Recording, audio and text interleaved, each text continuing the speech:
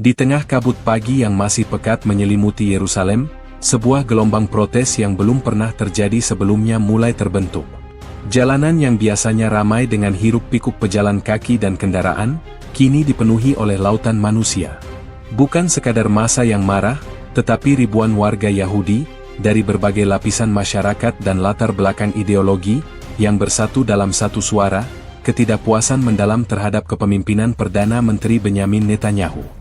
Kejadian ini, menurut laporan awal dari Jerusalem Post, menjadi tanda alarm paling keras yang pernah dibunyikan oleh warga sipil Israel terhadap pemerintah mereka dalam dekade terakhir. Aksi protes ini tidak hanya berpusat pada satu isu, melainkan sebuah ledakan dari akumulasi kemarahan dan kekecewaan. Para demonstran membawa spanduk yang mengecam keras kebijakan Netanyahu, dengan slogan-slogan yang tegas seperti, "Netanyahu, turun! Lihat kehancuran ini," dan "Hentikan kekerasan, hentikan perang." Sumber-sumber intelijen dari Haaretz melaporkan bahwa demonstrasi ini diorganisir secara spontan melalui media sosial, menyebar dari mulut ke mulut, dan akhirnya menarik perhatian ribuan orang yang merasa senasib. Mereka adalah orang-orang yang melihat rumah mereka hancur, kerabat mereka tewas, dan masa depan negara mereka terancam. Salah satu demonstran, seorang pensiunan guru sejarah bernama Avram Cohen, yang diwawancarai oleh reporter Channel 13 News, menyatakan dengan mata berkaca-kaca, "Kami tidak lagi bisa tidur nyenyak. Kami bangun setiap pagi dengan ketakutan. Ketakutan akan roket yang jatuh, ketakutan akan berita duka, ketakutan bahwa pemerintah kami telah kehilangan arah. Ini bukan lagi soal politik, ini soal kelangsungan hidup." Pernyataan ini mencerminkan sentimen yang meluas di kalangan massa. Mereka merasa bahwa keamanan yang dijanjikan oleh pemerintah telah gagal total, dan Israel kini berada di ambang jurang. Ketegangan yang memicu demonstrasi ini bukanlah hal baru, namun mencapai puncaknya setelah serangkaian serangan brutal yang mengguncang Israel.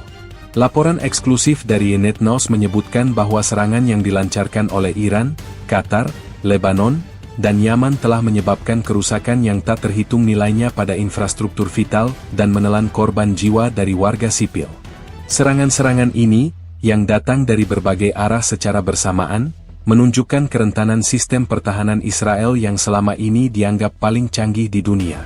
Pemandangan kota-kota yang hancur, gedung-gedung yang runtuh, dan sirene yang meraung-raung tanpa henti telah mengukir trauma mendalam di benak masyarakat.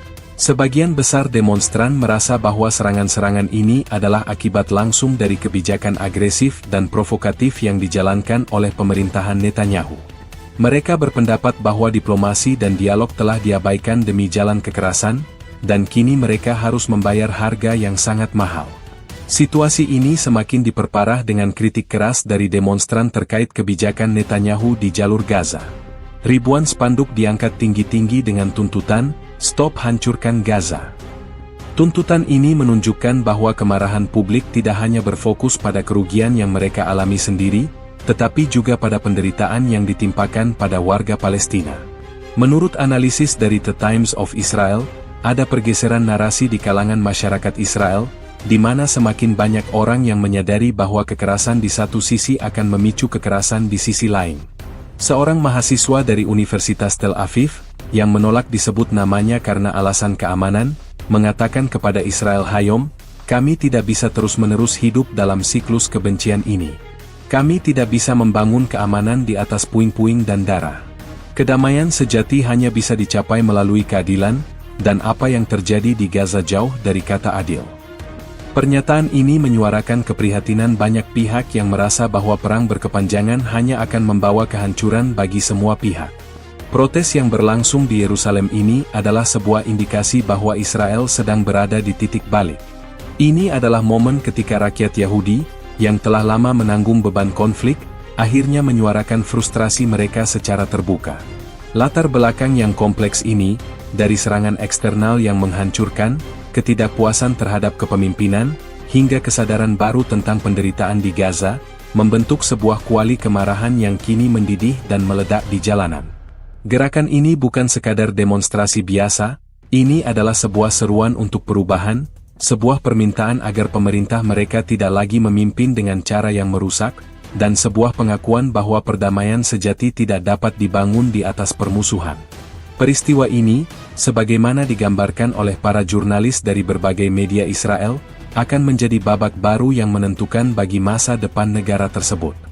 Di jantung ibu kota Israel, Yerusalem, sebuah peristiwa langka yang bersejarah sedang berlangsung.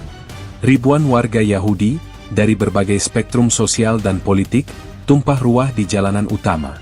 Mereka bergerak dalam satu kesatuan yang kuat, bukan untuk merayakan atau mendukung, melainkan untuk menuntut pertanggungjawaban. Ini adalah inti dari berita yang mengguncang Israel dan dunia, demonstrasi besar-besaran yang digerakkan oleh rakyat, menuntut perubahan drastis dalam kepemimpinan negara.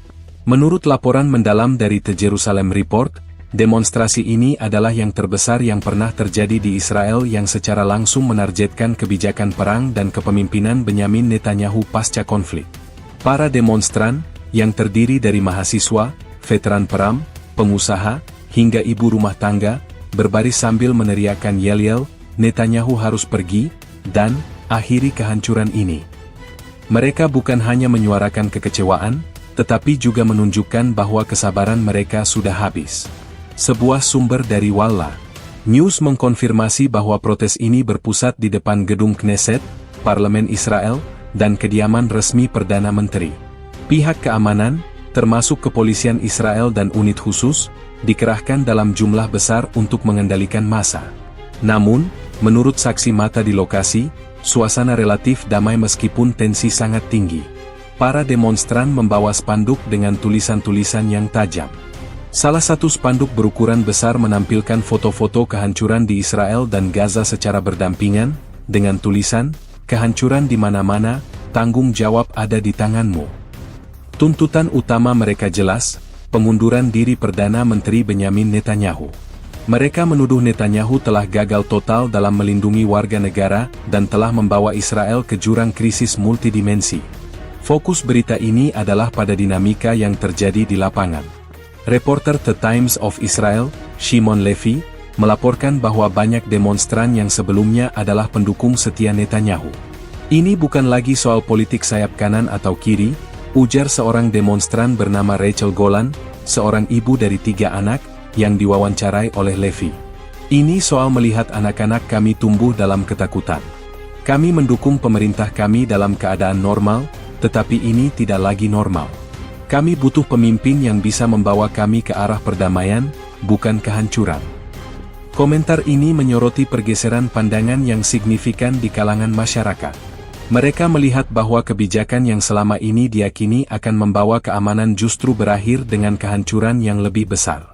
Tuntutan lain yang menjadi sorotan adalah seruan untuk menghentikan kehancuran di Gaza. Meskipun hal ini mungkin mengejutkan bagi sebagian pengamat, media seperti Haaretz telah lama melaporkan bahwa ada gelombang penolakan yang tumbuh di dalam masyarakat Israel terhadap operasi militer yang berkepanjangan dan berdampak buruk terhadap warga sipil di Gaza. Banyak demonstran merasa bahwa tindakan militer tersebut tidak hanya menimbulkan penderitaan bagi Palestina, tetapi juga merusak citra Israel di mata internasional dan memicu siklus kekerasan tanpa akhir. Sebuah grup aktivis yang dikenal sebagai Mothers for PAC, Ibu-Ibu untuk Perdamaian, menjadi salah satu motor penggerak dalam isu ini, menyebarkan kesadaran bahwa solusi militer bukanlah jawaban yang berkelanjutan.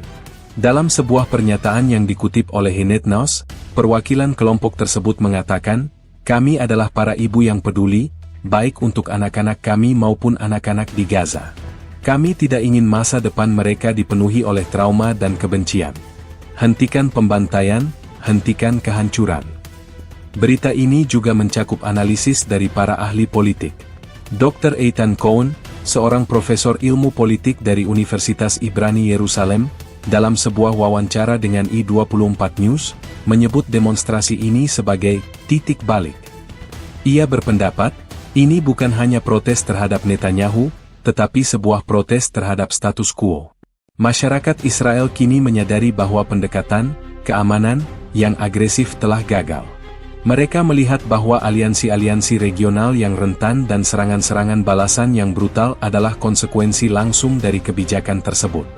Rakyat menginginkan solusi yang berbeda, yang lebih berorientasi pada diplomasi dan dialog, bukan hanya pada kekuatan militer.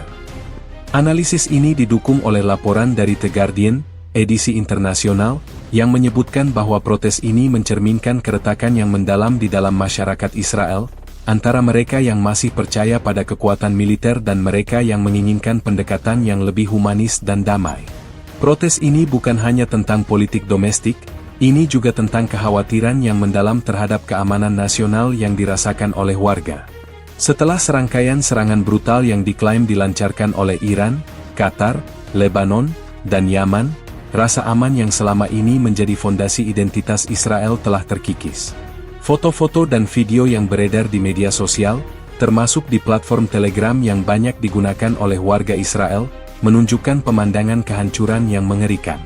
Protes ini menjadi katarsis kolektif bagi mereka yang merasa bahwa pemerintah telah gagal dalam tugas terpentingnya, melindungi rakyat.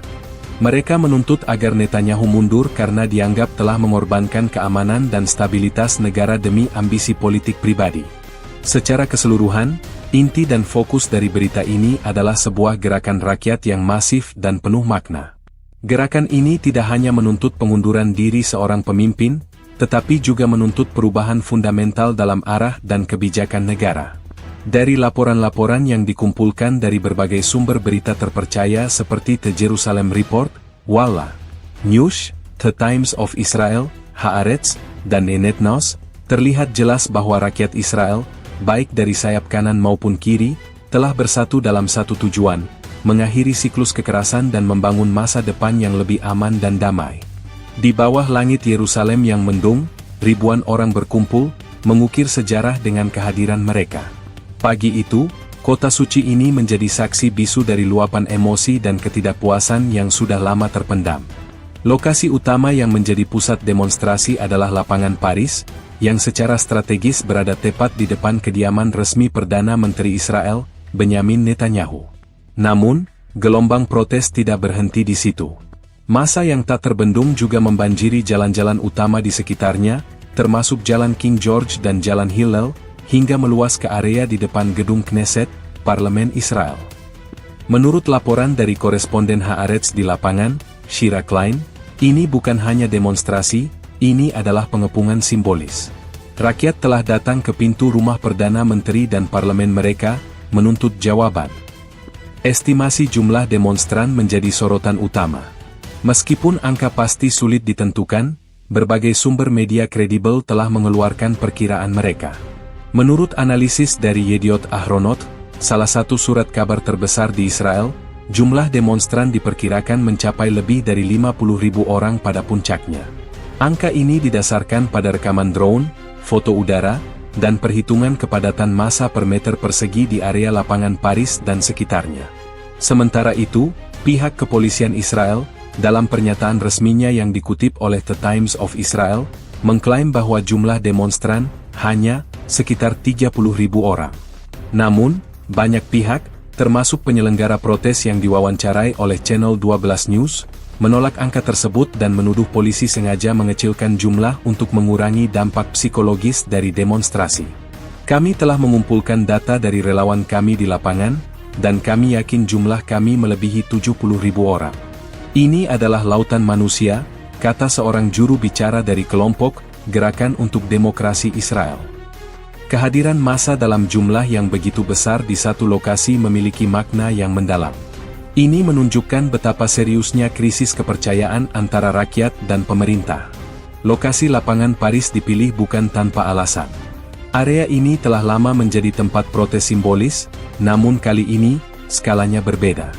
Kami ingin Netanyahu melihat kami, mendengar kami, dan merasakan tekanan yang kami rasakan setiap hari, ujar seorang demonstran paruh baya yang membawa spanduk besar bertuliskan, "Cukup sudah," kepada reporter I24 News.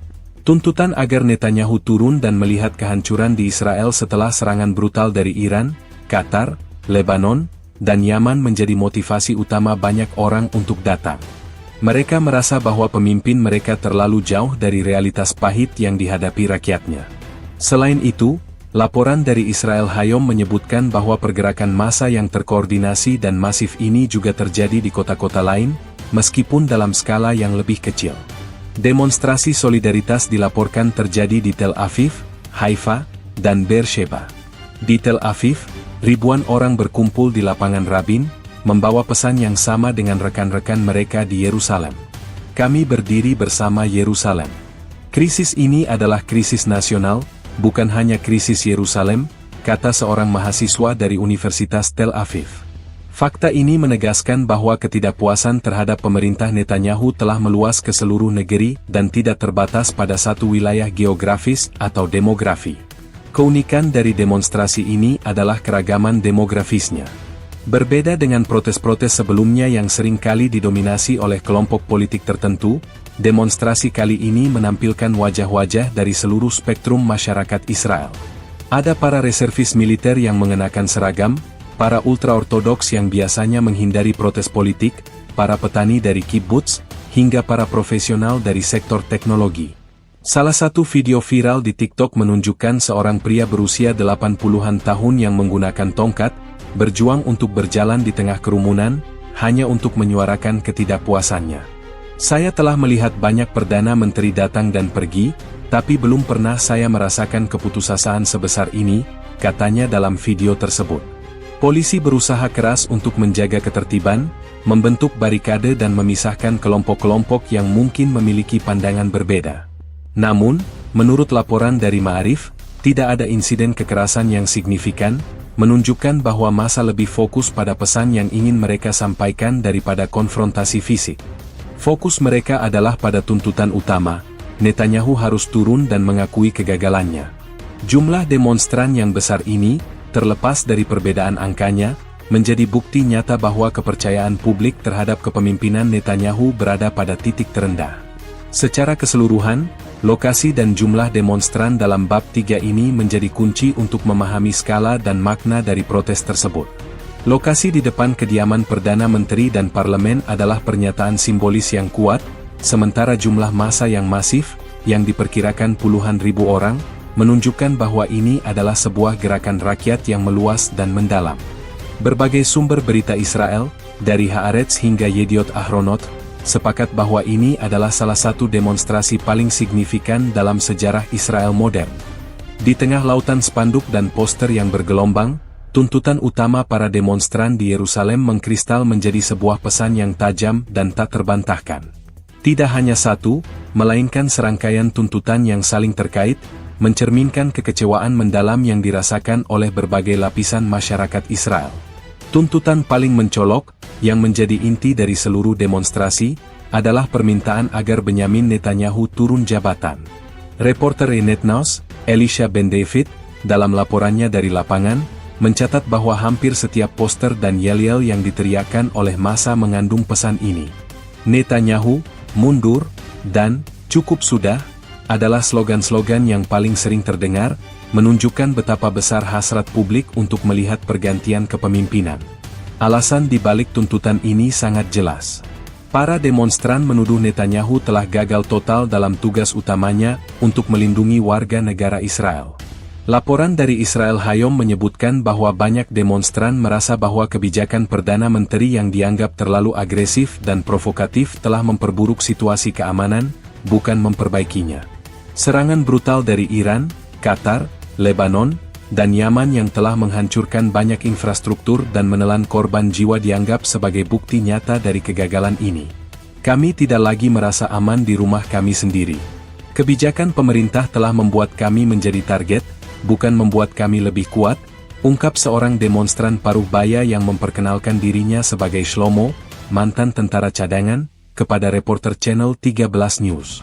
Selain tuntutan pengunduran diri, para demonstran juga mendesak Netanyahu untuk turun dan melihat kondisi kehancuran yang terjadi di Israel. Tuntutan ini bukan sekadar metafora, melainkan sebuah seruan harfiah yang mencerminkan frustrasi bahwa pemimpin mereka dianggap hidup di menara gading, jauh dari penderitaan rakyat. Sebuah laporan dari Haaretz menyoroti bahwa banyak demonstran datang langsung dari daerah-daerah yang terkena serangan, membawa serta kisah-kisah mengerikan tentang rumah yang hancur, kehilangan orang tercinta, dan trauma yang mendalam. Mereka merasa bahwa Perdana Menteri tidak memahami skala kehancuran dan trauma ini, dan oleh karena itu, tidak bisa mengambil keputusan yang tepat untuk masa depan. Dia harus meninggalkan kantornya yang mewah dan berjalan di antara puing-puing. Dia harus melihat apa yang telah dia lakukan pada kami, ujar seorang wanita yang kehilangan rumahnya di kota Sderot, yang disiarkan oleh Wallah News. Yang menarik dan menjadi salah satu tuntutan paling penting dalam demonstrasi ini, adalah permintaan agar pemerintah Israel menghentikan kehancuran di Gaza. Tuntutan ini menandai pergeseran signifikan dalam opini publik Israel. Di tengah laporan dari media seperti The Guardian dan Associated Press yang menyoroti skala kehancuran di Gaza, semakin banyak warga Israel yang menyadari bahwa kekerasan yang tiada henti di wilayah tersebut tidak hanya tidak etis tetapi juga kontraproduktif bagi keamanan jangka panjang Israel. Poster-poster bertuliskan, "Hentikan kekerasan, hentikan pembantaian, dan kedamaian untuk semua," terlihat di antara kerumunan. Seorang aktivis perdamaian muda yang diwawancarai oleh The Times of Israel mengatakan, "Kami tidak bisa berharap untuk hidup damai di Israel sementara tetangga kami di Gaza hidup dalam kehancuran total. Keamanan kami dan keamanan mereka saling terkait. Siklus kekerasan ini harus dihentikan sekarang." Tuntutan-tuntutan ini, ketika disatukan, membentuk sebuah gambaran yang komprehensif tentang apa yang diinginkan oleh rakyat Israel. Mereka menginginkan sebuah perubahan fundamental. Mereka tidak hanya menuntut pergantian pemimpin, tetapi juga menuntut perubahan dalam kebijakan dan filosofi pemerintahan. Sebuah analisis dari I24 News menyebutkan bahwa protes ini adalah wujud dari kelelahan perang yang meluas. Rakyat lelah dengan konflik yang tak berkesudahan, lelah dengan ancaman konstan, dan lelah dengan biaya kemanusiaan yang sangat besar.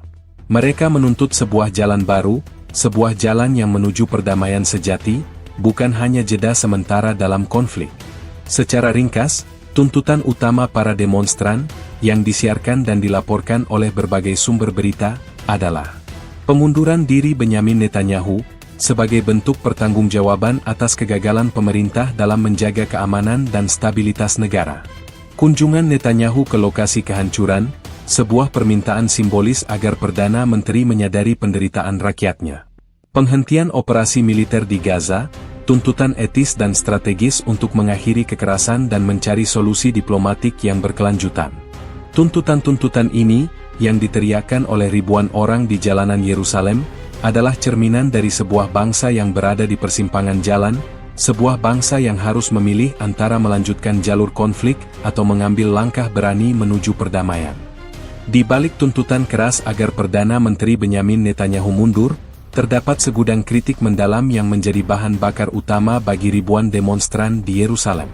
Kritik ini tidak hanya bersifat politis, melainkan juga menyentuh aspek moral, strategis, dan bahkan personal dari kepemimpinan Netanyahu.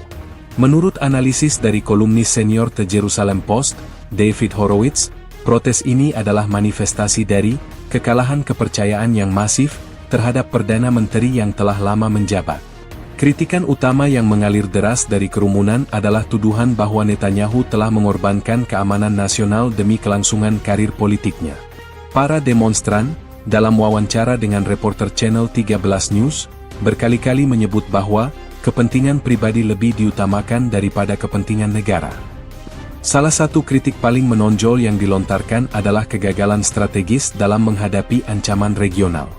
Setelah serangkaian serangan brutal dari Iran, Qatar, Lebanon, dan Yaman, banyak pihak, termasuk para pensiunan perwira militer, merasa bahwa kebijakan Netanyahu telah gagal total. Sumber-sumber militer yang tidak ingin disebutkan namanya, yang dikutip oleh Yediot Ahronot, mengungkapkan bahwa ada kekhawatiran yang meluas di kalangan petinggi militer bahwa pemerintah telah meremehkan ancaman dari berbagai front dan tidak mempersiapkan negara dengan baik. Kami telah diperingatkan berulang kali tentang kemungkinan serangan terkoordinasi, tetapi pemerintah tidak mengambil langkah yang cukup serius. Mereka terlalu fokus pada konflik internal dan manuver politik, kata seorang pensiunan brigadir jenderal kepada media tersebut. Kritik ini diperkuat oleh laporan dari The Times of Israel yang menunjukkan adanya peningkatan tajam dalam serangan siber dan ancaman hibrida yang menargetkan Israel, yang diduga tidak ditangani dengan serius oleh pemerintah. Selain itu, gaya kepemimpinan Netanyahu yang dianggap otoriter dan terisolasi juga menjadi sasaran kritik. Demonstran menuduhnya sebagai pemimpin yang tidak mau mendengarkan masukan dari para ahli, oposisi, dan bahkan dari dalam partainya sendiri. Sebuah laporan investigasi dari Haaretz mengungkapkan bahwa beberapa menteri kabinet dan penasihat senior telah mengundurkan diri dalam beberapa bulan terakhir karena frustrasi dengan pengambilan keputusan sepihak oleh Perdana Menteri. Para demonstran percaya bahwa keputusan-keputusan penting, terutama yang berkaitan dengan keamanan dan diplomasi, dibuat tanpa konsultasi yang memadai, yang pada akhirnya merugikan negara. Dia telah menjadi seorang raja, bukan seorang Perdana Menteri. Dia tidak lagi mewakili rakyat, hanya dirinya sendiri, teriak seorang demonstran, yang suaranya direkam oleh Walla News. Kritik lain yang tak kalah penting adalah isu korupsi. Meskipun kasus-kasus hukum Netanyahu telah lama bergulir, protes kali ini memberikan dimensi baru pada tuduhan tersebut. Para demonstran kini melihat korupsi bukan hanya sebagai kejahatan moral, tetapi juga sebagai ancaman langsung terhadap keamanan nasional. Mereka berpendapat bahwa fokus Perdana Menteri pada masalah hukumnya sendiri telah mengalihkan perhatiannya dari tugas-tugas vital sebagai pemimpin negara. Sebuah spanduk besar yang dibentangkan oleh sekelompok aktivis anti-korupsi bertuliskan, "Korupsi membunuh," menunjukkan betapa seriusnya mereka memandang hubungan antara masalah etika dan keamanan. Analis politik Dr. Tamar Cohen dari Universitas Tel Aviv, dalam wawancara dengan I24 News, menjelaskan bahwa publik kini menghubungkan kegagalan militer dan diplomatik dengan kerugian moral. Ada anggapan bahwa pemimpin yang korup tidak akan pernah bisa memimpin dengan integritas. Yang juga menjadi fokus kritik adalah kebijakan Netanyahu terhadap Gaza. Protes ini menunjukkan bahwa ada pergeseran narasi di dalam masyarakat Israel. Banyak demonstran, terutama yang berasal dari kalangan muda dan intelektual, menentang narasi bahwa kehancuran di Gaza adalah satu-satunya cara untuk mencapai keamanan. Mereka mengkritik Netanyahu karena terus-menerus menggunakan kekuatan militer yang dianggap tidak proporsional, yang pada akhirnya hanya memicu kebencian dan menciptakan generasi baru musuh. Kami tidak bisa terus-menerus hidup dalam siklus, mata dibalas mata. Ini tidak akan pernah berakhir. Kami butuh pemimpin yang berani mengambil langkah menuju perdamaian, bukan hanya terus-menerus berperang, kata seorang mahasiswa kedokteran yang datang ke protes. Tuntutan ini menunjukkan bahwa kritik terhadap Netanyahu tidak hanya didasarkan pada kekhawatiran akan keamanan Israel, tetapi juga pada keprihatinan moral dan etis terhadap penderitaan manusia di sisi lain perbatasan. Secara keseluruhan, kritik terhadap kepemimpinan Netanyahu yang mengemuka dalam demonstrasi ini adalah sebuah kritik yang komprehensif dan multidimensional. Dari kegagalan strategis dalam menghadapi ancaman eksternal, gaya kepemimpinan yang otoriter dan terisolasi, hingga isu korupsi dan kebijakan perang yang dianggap merusak, para demonstran telah merangkum semua alasan mengapa mereka merasa Perdana Menteri telah kehilangan legitimasinya untuk memimpin. Protes ini bukan hanya tentang satu isu, melainkan tentang semua hal yang dirasakan oleh rakyat telah salah dalam kepemimpinan Netanyahu, menjadikannya sebuah momen krusial dalam sejarah politik Israel. Di tengah deru protes yang memekakkan telinga di Yerusalem, salah satu alasan paling kuat yang mendorong ribuan warga ke jalan adalah dampak mengerikan dari serangkaian serangan gabungan yang melanda Israel.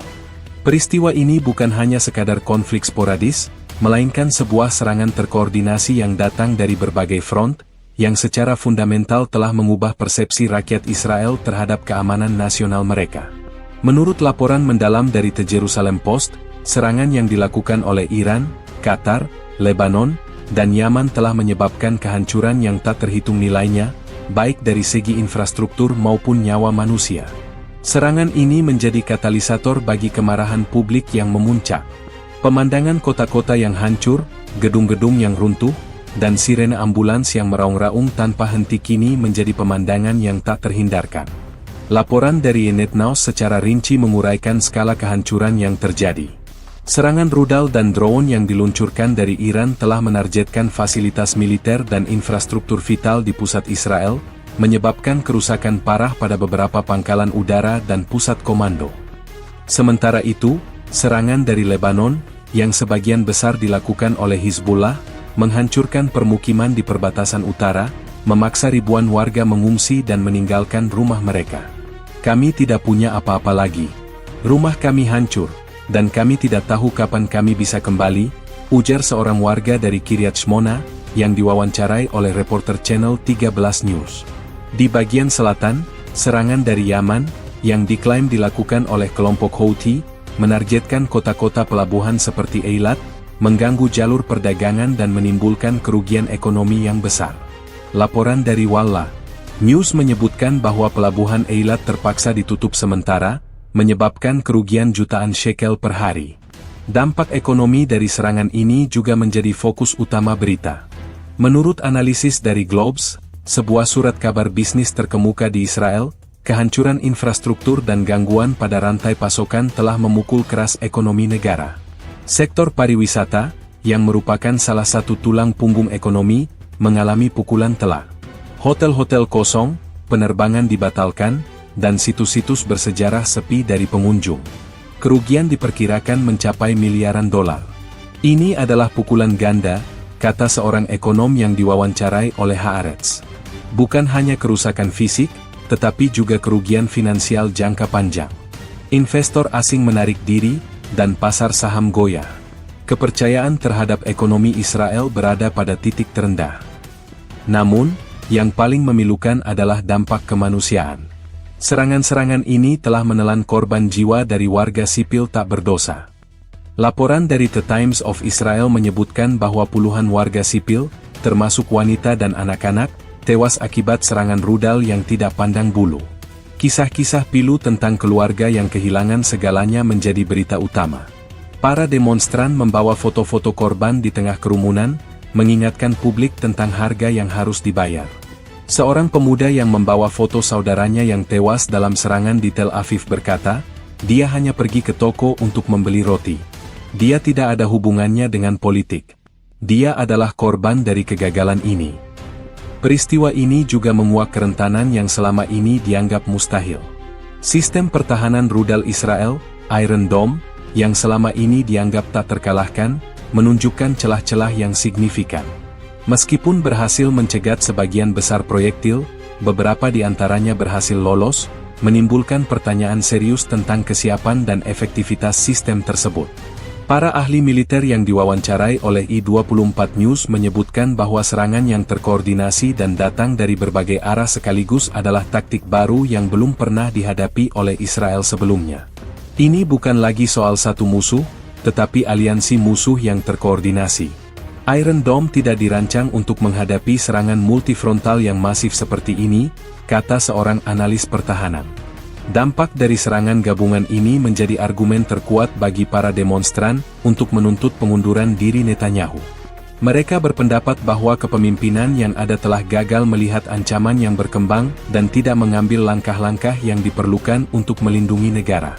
Tuntutan untuk turun dan melihat kehancuran yang mereka teriakkan bukan hanya retorika, melainkan sebuah seruan untuk pertanggungjawaban.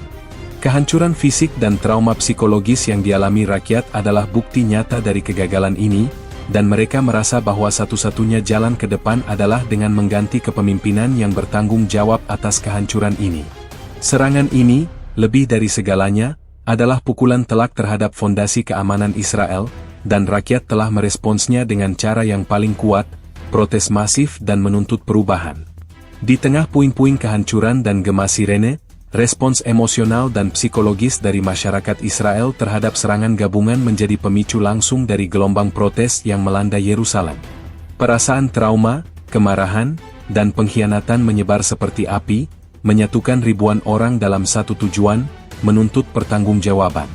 Menurut laporan dari The Times of Israel, respons ini tidak hanya terbatas pada kerugian fisik, melainkan juga mencakup erosi mendalam terhadap rasa aman dan kepercayaan yang selama ini menjadi fondasi psikis kolektif bangsa Israel. Banyak warga yang diwawancarai oleh reporter Walla News mengungkapkan perasaan terkejut dan tidak percaya. Mereka tumbuh dengan keyakinan bahwa Israel memiliki salah satu militer dan sistem pertahanan paling canggih di dunia. Namun, serangkaian serangan dari Iran, Qatar, Lebanon, dan Yaman telah membuktikan sebaliknya. Kami selalu merasa terlindungi. Iron Dome adalah jaminan kami. Tapi sekarang, jaminan itu terasa seperti kebohongan, kata seorang demonstran paruh baya dengan suara bergetar. Kehancuran yang terlihat di kota-kota besar, seperti Tel Aviv dan Yerusalem, telah menghancurkan ilusi tentang keamanan absolut. Pengalaman ini memicu kemarahan yang meluap-luap, terutama terhadap pemerintah yang dianggap gagal dalam memprediksi dan mencegah serangan tersebut. Sumber-sumber psikologi yang diwawancarai oleh Haaretz melaporkan peningkatan tajam dalam kasus-kasus kecemasan, depresi, dan gangguan stres pasca trauma, PTSD. Anak-anak dan orang dewasa sama-sama menunjukkan tanda-tanda trauma. Saya melihat anak-anak yang takut tidur di malam hari, takut suara bising, dan takut meninggalkan rumah, kata seorang psikolog klinis dari Tel Aviv. Pemandangan reruntuhan, ambulans yang tak henti-hentinya, dan berita tentang korban tewas setiap hari telah menciptakan lingkungan yang penuh dengan ketakutan dan ketidakpastian. Banyak demonstran yang merasa bahwa pemerintah tidak hanya gagal melindungi mereka dari serangan fisik, tetapi juga gagal dalam memberikan dukungan psikologis yang memadai. Kemarahan terhadap pemerintah juga didorong oleh narasi yang beredar di media sosial dan di antara masyarakat bahwa serangan ini adalah konsekuensi yang dapat diprediksi dari kebijakan Perdana Menteri Netanyahu. Laporan dari I24 News menyoroti bagaimana banyak warga Israel percaya bahwa kebijakan provokatif dan diplomasi yang kaku telah mengundang serangan balasan dari musuh-musuh regional. Dia telah mengabaikan semua peringatan. Dia telah bermain-main dengan api, dan sekarang kami semua terbakar, teriak seorang demonstran, yang suaranya direkam oleh reporter. Mereka merasa bahwa mereka adalah korban dari arogansi politik, dan bukan dari takdir yang tidak terhindarkan. Rasa pengkhianatan menjadi motif kuat lainnya. Para demonstran, termasuk banyak veteran militer dan keluarga korban, merasa bahwa pengorbanan mereka telah sia-sia karena kegagalan kepemimpinan. Saya mengabdi untuk negara ini, saya mempertaruhkan nyawa saya, dan untuk apa? Untuk melihat pemimpin kami gagal total dalam melindungi orang-orang yang saya cintai, kata seorang mantan tentara yang datang ke protes dengan seragam cadangan militer. Sentimen ini mencerminkan krisis kepercayaan yang mendalam terhadap institusi pemerintah. Laporan dari Netnos mengungkapkan bahwa di berbagai forum online dan grup WhatsApp, diskusi-diskusi dipenuhi dengan pertanyaan-pertanyaan tentang integritas dan kompetensi kepemimpinan saat ini. Respons terhadap serangan ini juga memicu munculnya solidaritas trauma di antara masyarakat. Berbagai kelompok, dari warga ultra-ortodoks hingga sekuler, dari warga Arab Israel yang bersimpati hingga para aktivis perdamaian, berkumpul dalam satu suara.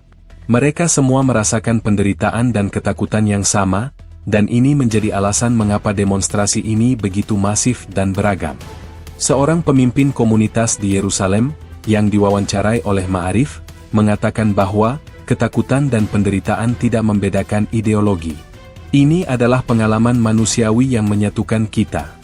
Kami datang ke sini tidak sebagai Yahudi sayap kanan atau kiri, tetapi sebagai manusia yang ingin hidup dalam damai dan aman. Secara keseluruhan, respons masyarakat terhadap serangan gabungan ini adalah sebuah ledakan emosi kolektif. Dari trauma psikologis yang mendalam hingga kemarahan atas kegagalan kepemimpinan, dan rasa pengkhianatan atas pengorbanan yang sia-sia, semua faktor ini bergabung menjadi sebuah kekuatan pendorong yang tak terbendung. Respons ini bukan hanya tentang menuntut perubahan politik, melainkan tentang merebut kembali rasa aman dan kepercayaan yang telah lama hilang. Peristiwa ini, sebagaimana digambarkan oleh para jurnalis dan analis, adalah sebuah titik balik di mana rakyat Israel secara terang-terangan menolak untuk menerima status quo yang penuh dengan ketakutan dan ketidakpastian. Di antara deru tuntutan akan pengunduran diri Benyamin Netanyahu dan kekecewaan atas serangan yang melanda Israel, muncul satu tuntutan yang mungkin paling mengejutkan bagi banyak pihak, desakan untuk menghentikan kehancuran di Gaza.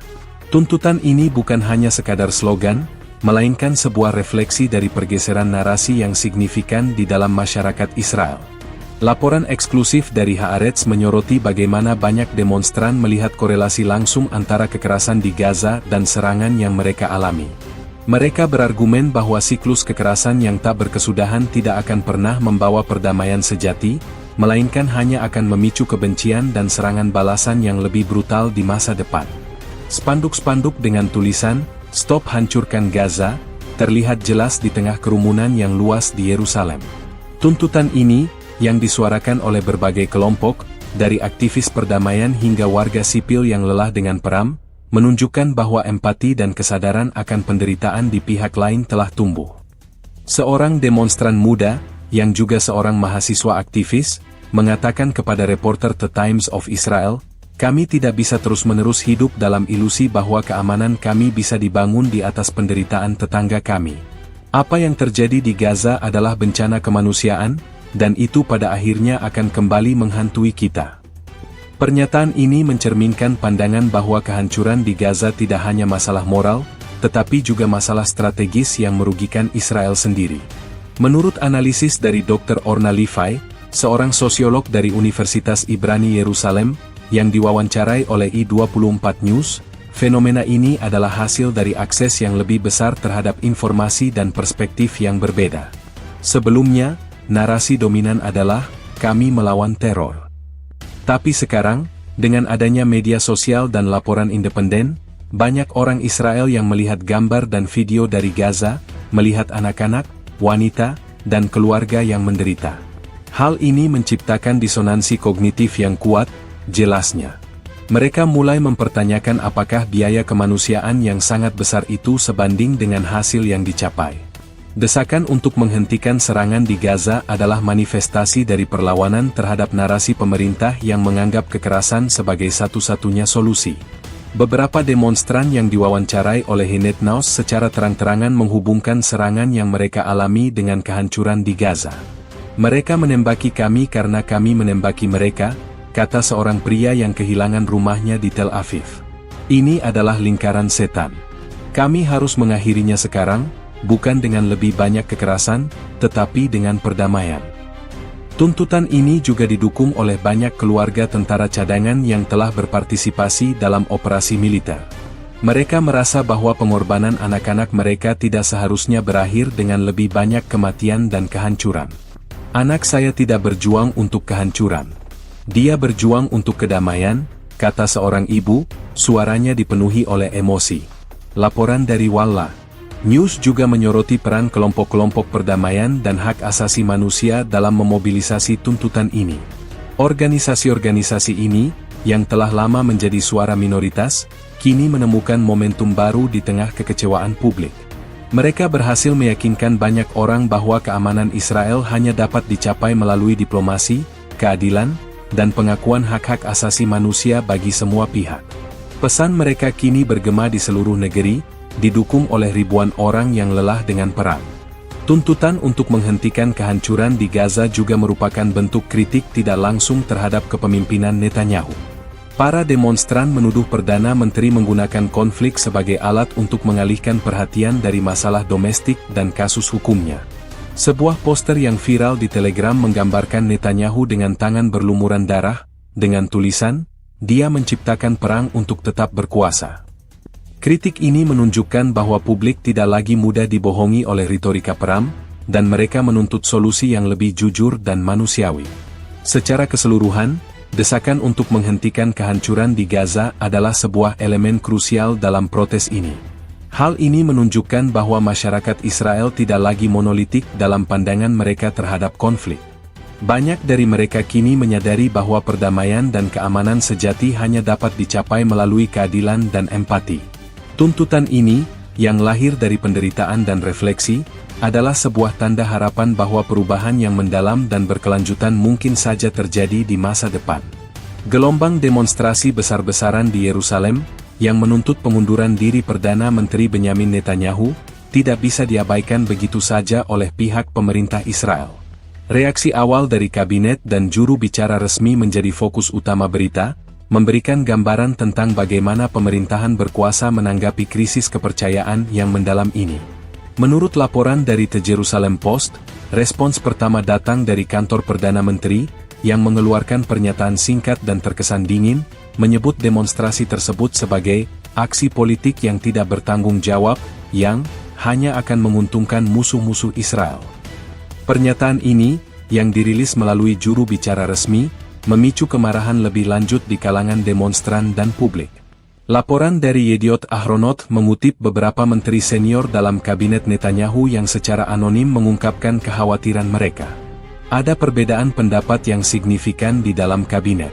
Sebagian besar dari kami menyarankan Perdana Menteri untuk keluar dan berbicara langsung kepada massa, mengakui penderitaan mereka, kata seorang menteri yang tidak mau disebutkan namanya. Namun, Saran ini tampaknya tidak diindahkan oleh Netanyahu. Sebaliknya, Menteri Keamanan Nasional, Itamar Ben-Gvir, dalam sebuah wawancara dengan Channel 13 News, mengambil pendekatan yang lebih konfrontatif. Ia menuduh para demonstran sebagai pengkhianat yang menusuk dari belakang saat negara sedang dalam kondisi sulit. Pernyataan kontroversial ini segera viral dan menjadi bahan bakar bagi lebih banyak orang untuk bergabung dalam protes. Sementara itu, pihak kepolisian Israel, yang berhadapan langsung dengan massa, juga mengeluarkan pernyataan yang dikutip oleh The Times of Israel. Mereka mengklaim bahwa mereka bertindak profesional dalam menjaga ketertiban, meskipun ada laporan dari demonstran dan jurnalis di lapangan tentang penggunaan kekuatan yang berlebihan. Laporan dari Haaretz mencatat bahwa beberapa jurnalis dan aktivis perdamaian ditangkap sementara dan dituduh menghasut kerusuhan, sebuah tuduhan yang dibantah keras oleh kelompok-kelompok hak asasi manusia.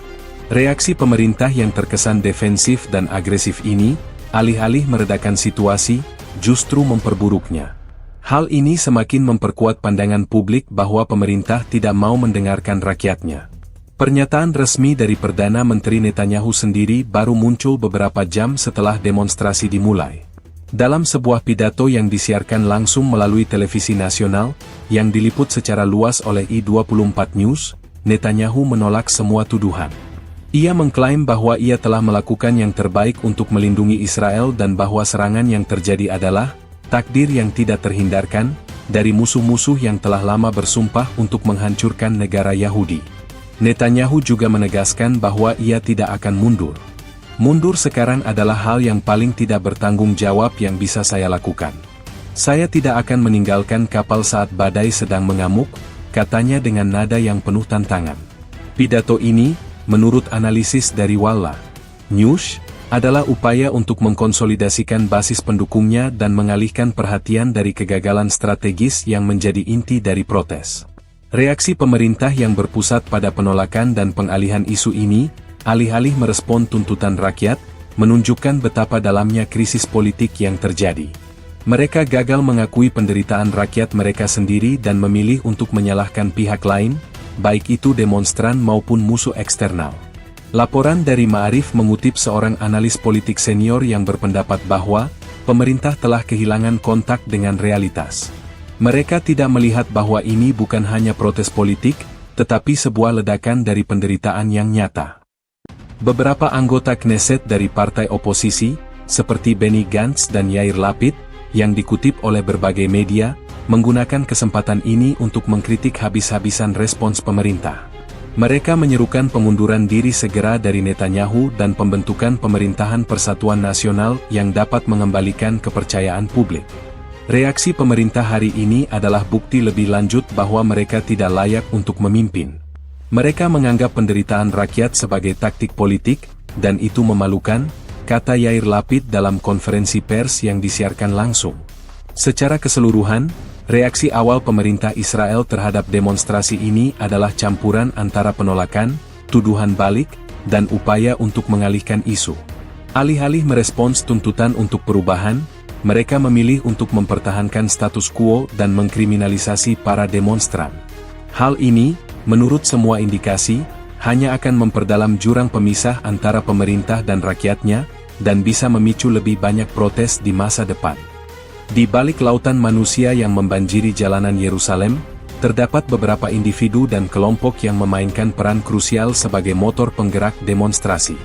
Mereka bukan sekadar massa yang marah, melainkan tokoh-tokoh kunci yang berhasil mengkonsolidasikan ketidakpuasan publik menjadi sebuah gerakan terorganisir yang kuat.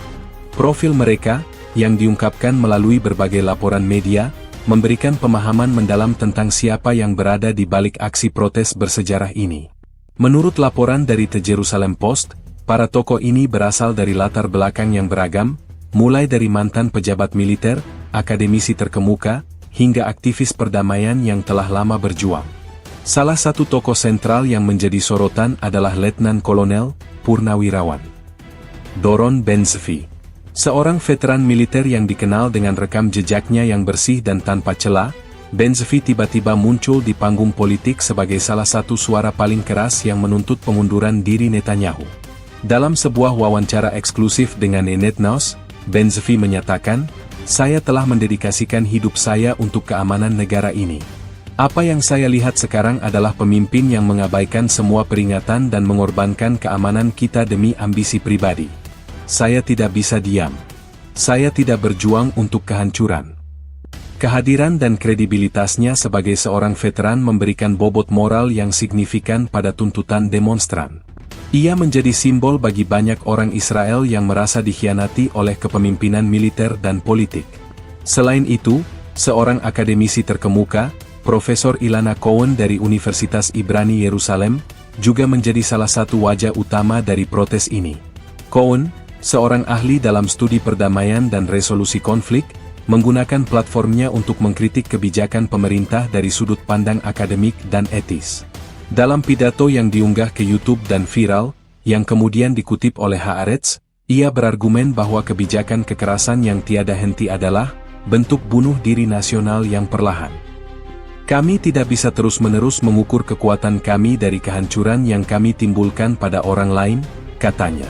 "Kami harus mencari solusi yang berkelanjutan, dan itu dimulai dengan mengakui bahwa kekerasan tidak akan pernah membawa kita pada kedamaian."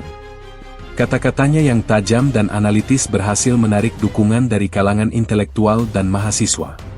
Di sisi aktivisme akar rumput, seorang pemimpin komunitas bernama Yossi Lev, yang dikenal sebagai pendiri gerakan Warga untuk Perdamaian, menjadi tokoh kunci dalam mengorganisir massa. Lev, yang diwawancarai oleh reporter Walla News, menjelaskan bahwa gerakan mereka telah bekerja selama bertahun-tahun untuk membangun jembatan antara komunitas Yahudi dan Palestina, tetapi upaya mereka selalu dihambat oleh pemerintah yang memprioritaskan konflik. "Apa yang Anda lihat di jalanan adalah hasil dari frustrasi yang menumpuk. Kami telah mencoba diplomasi, kami telah mencoba dialog, tetapi pintu selalu tertutup. Sekarang, kami menggunakan suara kami untuk menuntut agar pintu itu dibuka," katanya. Lev dan kelompoknya memainkan peran penting dalam memastikan bahwa tuntutan untuk menghentikan kehancuran di Gaza juga menjadi bagian integral dari agenda protes. Selain tokoh-tokoh individu, beberapa kelompok juga memainkan peran penting. Salah satunya adalah Gerakan Mahasiswa Israel, yang berhasil memobilisasi ribuan pelajar dari seluruh negeri.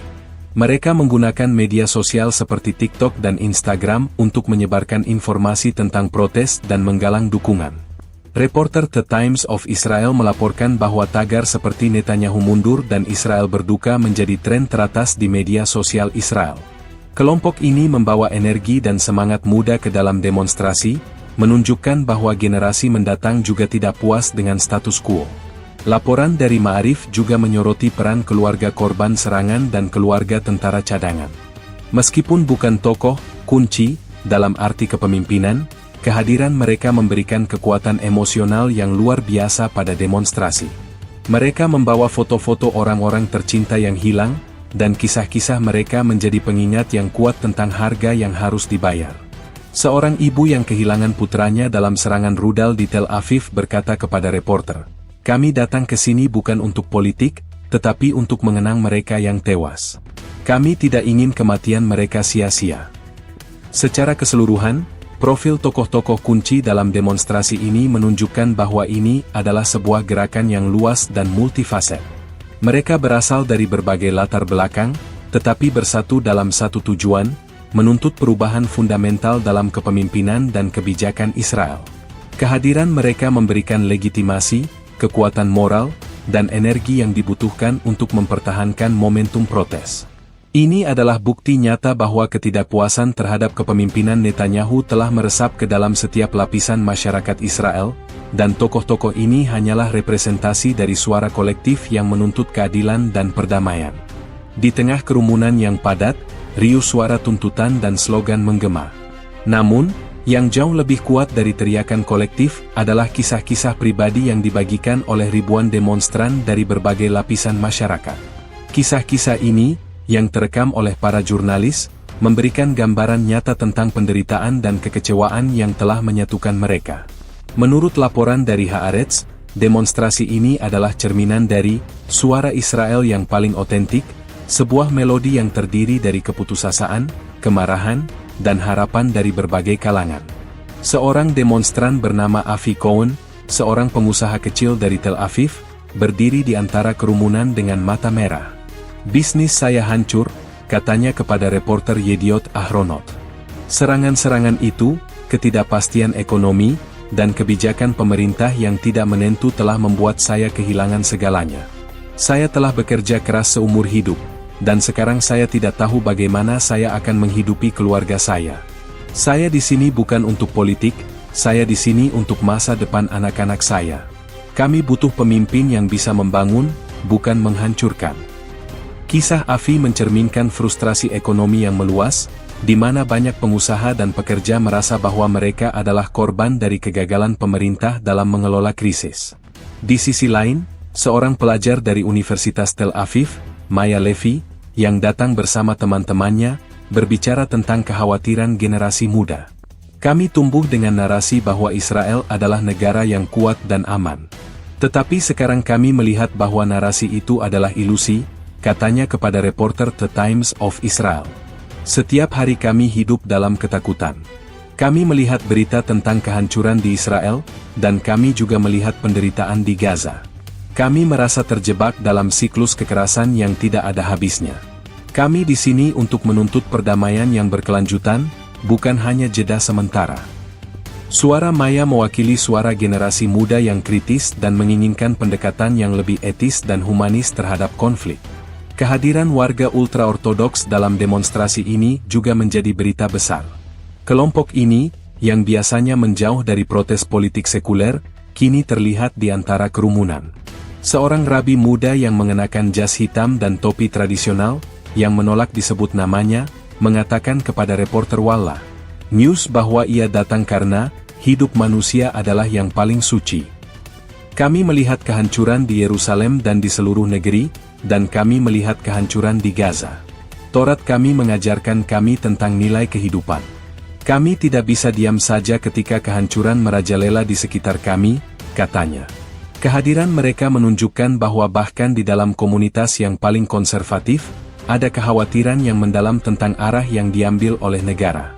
Seorang ibu tunggal, Rachel Friedman, dari sebuah kota di dekat perbatasan Lebanon, menceritakan kisah yang memilukan. "Kami telah dievakuasi dari rumah kami berkali-kali," katanya kepada reporter Channel 13 News sambil menahan air mata. "Anak-anak saya mengalami trauma. Mereka tidak mau kembali ke sekolah. Mereka tidak bisa tidur di malam hari. Pemerintah terus mengatakan bahwa mereka akan menghabisi musuh, tapi yang terjadi adalah kami yang hancur. Saya di sini untuk menuntut agar Netanyahu turun, karena saya tidak percaya dia bisa melindungi anak-anak saya." Kisahnya adalah cerminan dari penderitaan yang dialami oleh ribuan keluarga yang tinggal di daerah perbatasan dan telah menjadi korban langsung dari konflik. Selain itu, suara-suara dari komunitas minoritas juga terdengar.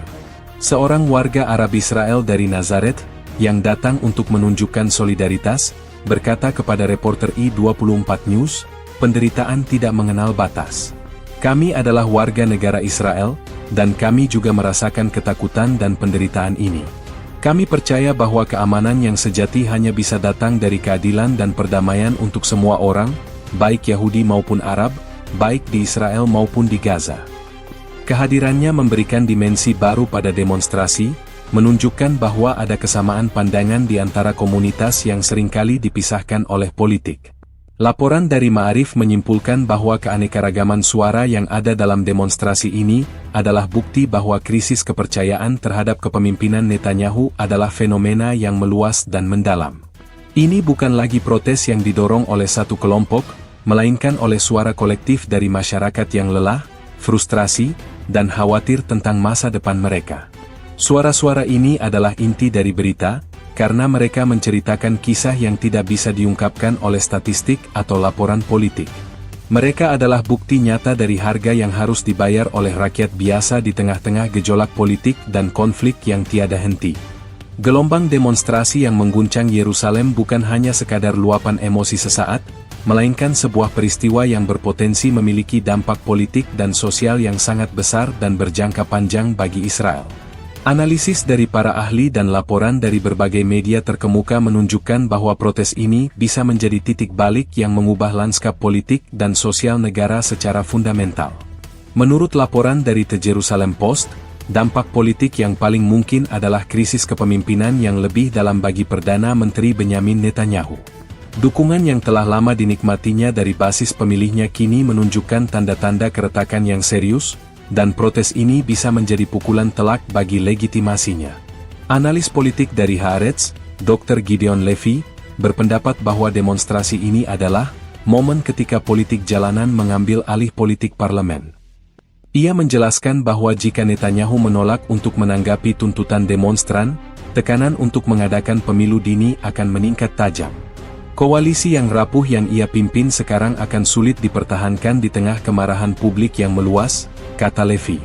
Laporan dari Netnos juga menyebutkan bahwa beberapa anggota dari partai-partai koalisi sudah mulai mempertimbangkan untuk menarik dukungan mereka, khawatir bahwa popularitas mereka akan ikut anjlok jika mereka terus bersekutu dengan Netanyahu. Jika pemilu dini benar-benar terjadi, ini akan menjadi salah satu pemilu yang paling sengit dalam sejarah Israel, dengan isu keamanan dan kepemimpinan sebagai topik utama. Dampak sosial dari demonstrasi ini juga sangat signifikan. Protes ini telah berhasil menyatukan berbagai kelompok masyarakat yang selama ini terpecah belah oleh ideologi dan politik. Laporan dari The Times of Israel menyoroti bahwa kehadiran warga ultra-ortodoks, sekuler, dan bahkan beberapa warga Arab Israel yang bersimpati di satu tempat menunjukkan adanya solidaritas baru yang muncul dari trauma bersama. Peristiwa ini bisa menjadi katalisator untuk membangun jembatan antar komunitas yang selama ini sulit terjalin. Seorang sosiolog dari Universitas Tel Aviv, dalam wawancara dengan Walla News, menyebut fenomena ini sebagai titik lebur sosial, di mana perbedaan-perbedaan politik dan agama menjadi tidak relevan di hadapan penderitaan yang sama.